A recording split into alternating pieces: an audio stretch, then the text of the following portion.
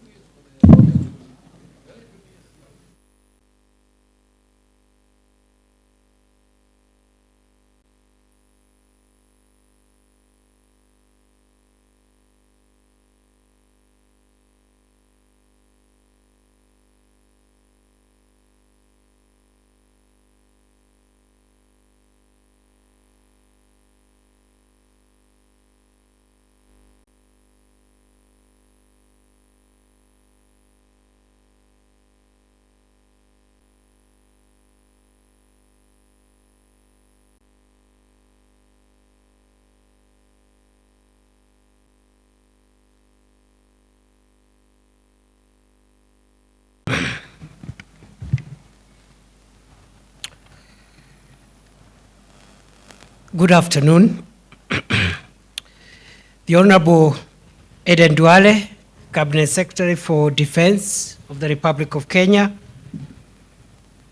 Excellencies Mohamed Sheikh Ali, Minister for Internal Security of the Federal Republic of Somalia, Abdulkadir Nur, Minister for Defense, Federal Republic of Somalia, and Excellency Minister Omar Jama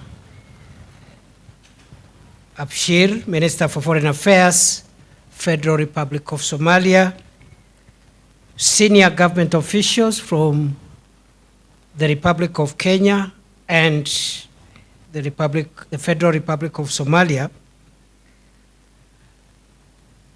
We have the Regional Director of the International Organization for Migration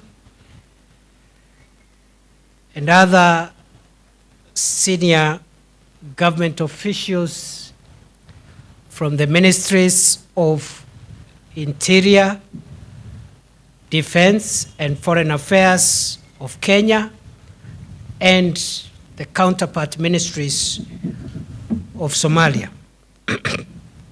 Ladies and gentlemen, let me begin by welcoming each one of you to the Ministry of Interior and National Administration, which is domiciled here at the Office of the President.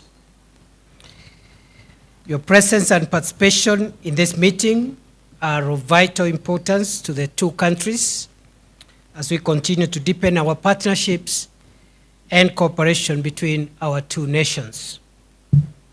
Kenya and Somalia are continuously experiencing both intra and interstate threats in terms of our security, mainly emanating from the terror group Al-Shabaab, with increased prevalence along our common border, running from Mandera all the way south to Lamu. This group has been instilling fear, despondence, and anxiety among our people by undertaking various terror activities, most of which are in the public domain. They perpetuate these nefarious activities by recruiting our youths, using all manner of enticements and radicalization.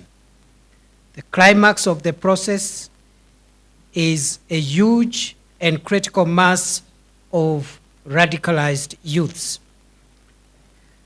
The governments of our two countries have over the years played a significant role in the geopolitics of the East and Horn of Africa region, but also in terms of commerce, trade, and security. These achievements have been realized despite the region experiencing significant terror threats and the attendant risks to the people and infrastructure. These acts of terror have the effect of undermining peace, security, and stability at both our national and regional levels.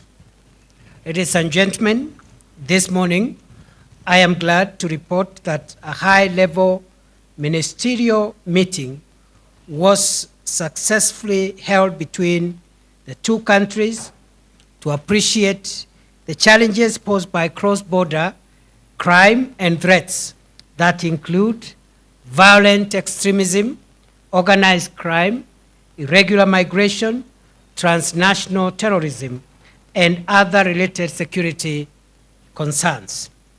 The deliberations noted the need to enhance cooperation and partnership between our two brotherly neighboring countries, purpose to address the challenges to foster regional integration.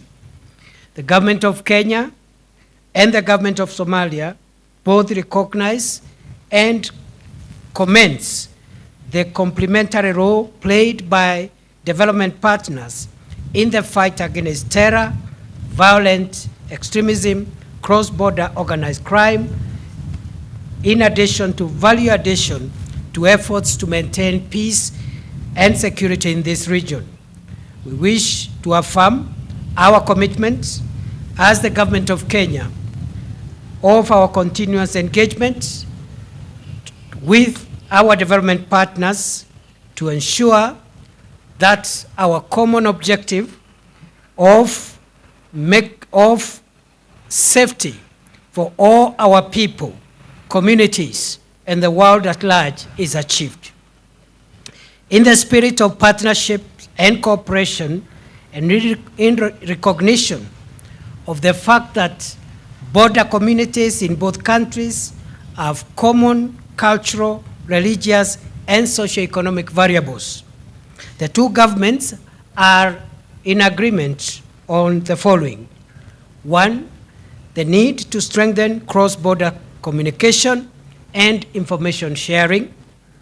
Two, the need to develop modalities of addressing cross-border challenges and acknowledge that many of the security threats faced by our two countries are transnational in nature and require coordinated and comprehensive response. Three, the need to pursue and develop collaboration mechanisms for immigration and border management. And three, the need to enhance border infrastructure management and capacity. Ladies and gentlemen, it is for this reason that I affirm that the government of Kenya will continue to engage with the federal government of Somalia to develop and implement joint approaches and strategies cutting across socioeconomic and security issues in order to stabilize our respective countries and the region to allow socioeconomic development of our respective countries. Ladies and gentlemen, going forward, our two countries are in agreement on setting up modalities to implement the measures outlined in our outcome document, which we have signed a few minutes ago, and to bilaterally review and evaluate progress to ensure the continued effectiveness of the joint efforts. Consequently, after today, the 15th May 2023, our two countries separately will undertake internal consultations and determine processes that are to move into strategies of securing gains made through our partnership with a view of expanding the scope of our cooperation. This will be followed by a joint committee of technical officers from relevant agencies from our respective countries to agree on a plan of action that will provide for the details of the security cooperation agreement to be signed during the next Kenya-Somalia Joint Commission for Cooperation, JCC meeting. Ladies and gentlemen, it is at this stage that I want to say that among the commitments that we've made are the signing of an outcome document which lays the roadmap of where we are going from here. Secondly, we have been able to agree to review the arrangements in place to make it easier for our people to move a bit more freely by relooking at the visa procedures to make sure as much as possible we restore free movement of people and make it easy for people to integrate freely.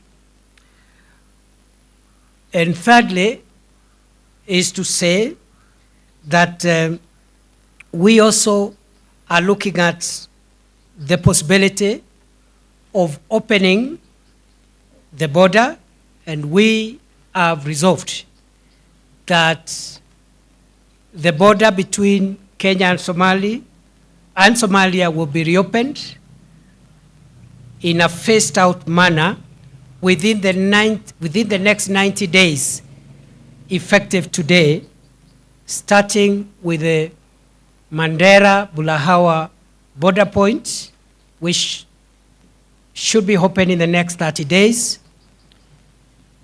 Within another 30 days, meaning 60 days from now, we should be able to open the second border point, which is Liboi Arhar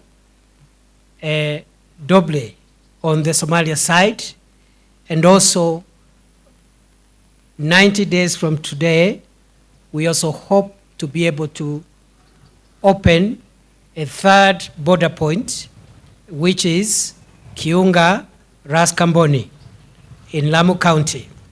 The first border point provides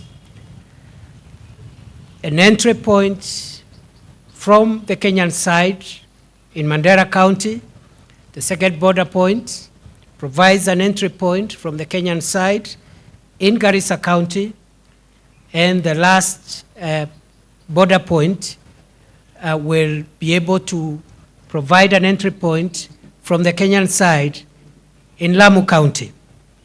We are also in the process of relooking at a possibility of also adding a fourth border point, which will give an entry point into Somalia from the Kenyan side in Wajir County. And that announcement will also be made in the coming days.